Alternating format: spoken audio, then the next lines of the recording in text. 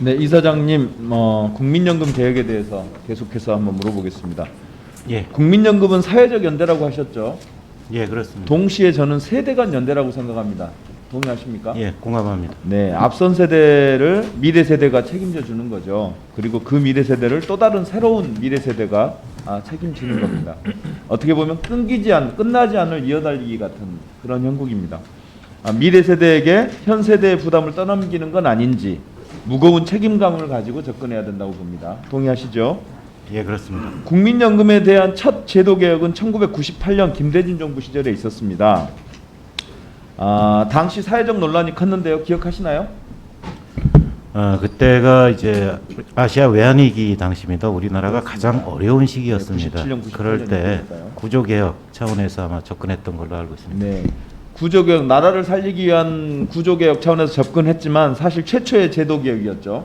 예, 그래서 그래서 국민들 부담을 늘리고 혜택을 줄이는 것, 즉 소득 대체율을 70에서 60으로 낮추고 연금 수급 연령을 60에서 65세로 상향하는 그런 내용이어서 상당히 국민들에게 부담을 주는 그런 내용이었습니다.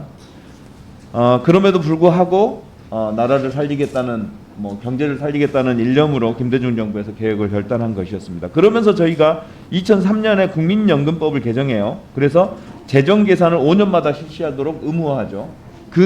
왜 그랬는지 혹시 그 이유를 설명해 줄 수 있나요?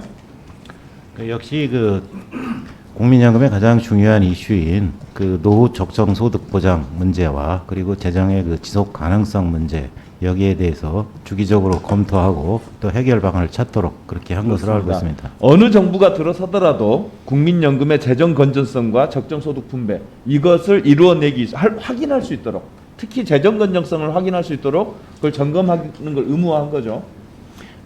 예, 그렇습니다. 이게 네. 98년도에 같이 한 것으로 그렇습니다. 개혁한 것. 그래서 첫 재정 계산이 2003년 노무현 정부에 제출됐고 노무현 정부는 이 재정 계산에 기초해서 2006년에 국민연금 2차 제도 개혁안을 제출하죠. 예, 그렇습니다. 네, 그래서 사회적 논의를 시작하는데 당시에 묘하게 보건료율은 인상하고 소득 대체율은 인하한다는 그런 기본 골격에는 여야가 합의를 했으나 그 내용을 두고 여당인 민주당을 한편으로 하고 한나라당과 민주노동당을 한편으로 해서 세게 논란이 벌어집니다. 기억하십니까? 논란이 있었던 것은 기억을 하고 있습니다. 네.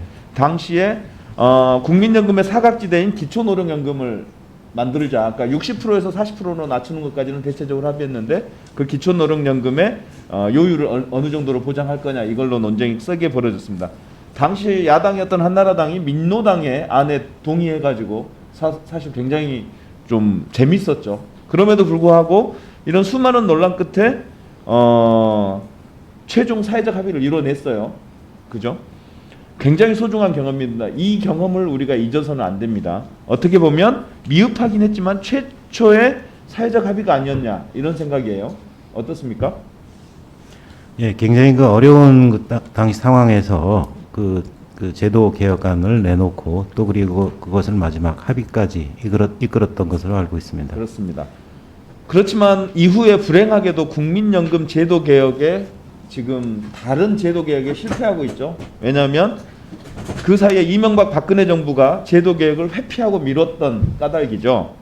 2008년에 이명박 정부 당시에 2차 재정 계산이 제출되었음에도 불구하고 즉 그 내용을 보면 2044년에 수지 적자가 발생할 거다라고 하는 그런 예측이었는데 그런 예측을 무시하고 제도 개혁을 방기합니다. 사실은 차기 정부로 그 책임을 떠넘기죠.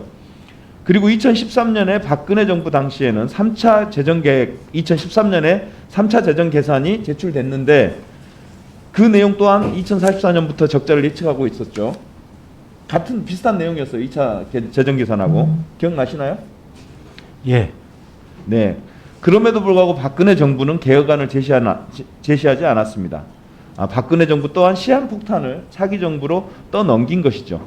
이런 중요한 시기를 놓치고 시한폭탄의 폭발 시기가 점점 다가오고 있습니다. 박근혜 정부 당시 국민연금 개혁이 요구가 굉장히 높았는데 그때 좀 개혁이 이루어졌으면 하는 아쉬움이 좀 있죠.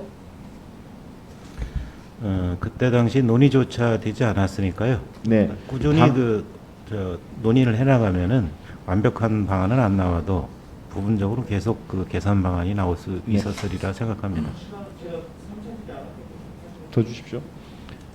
당시 경제 상황이나 출산율 추이, 인구 등을 고려했을 때는 사실 그때 논의를 좀 시작해서 좋은 개혁안을 사회적 합의를 도출해냈으면 하는 아쉬움이 있는 게 사실입니다.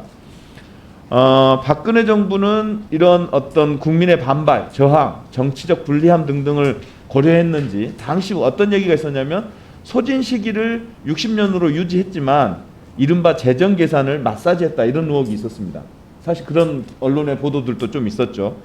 결국 국민연금은 제도 개혁에 좋은 기회를 놓치고 문재인 정부로 이제 공이 넘어왔습니다.